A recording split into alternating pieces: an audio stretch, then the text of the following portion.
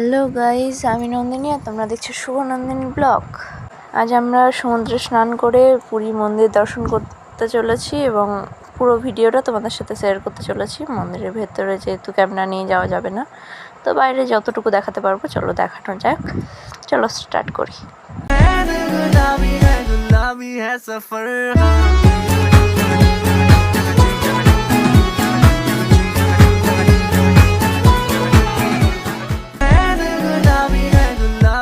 सफर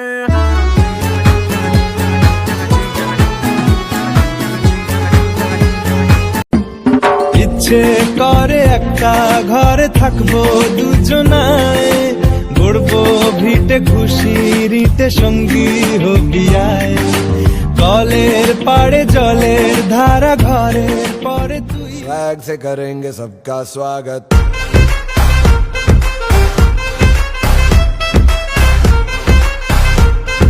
swag से करेंगे सबका स्वागत।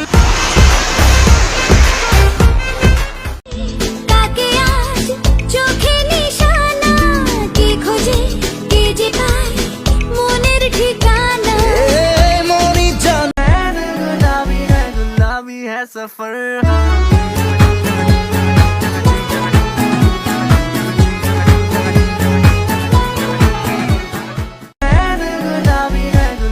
है सफर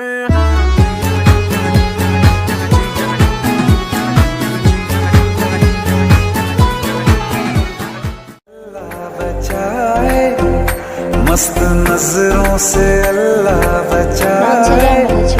মন্দিরের উদ্দেশ্যে চলো দর্শন করা যাক।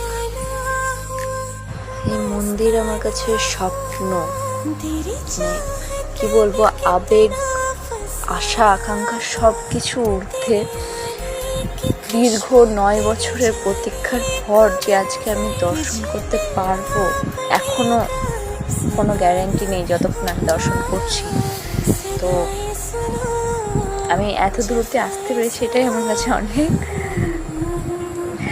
দেখি এখন জগন্নাথের আশীর্বাদে দর্শন হয় কিনা। তবে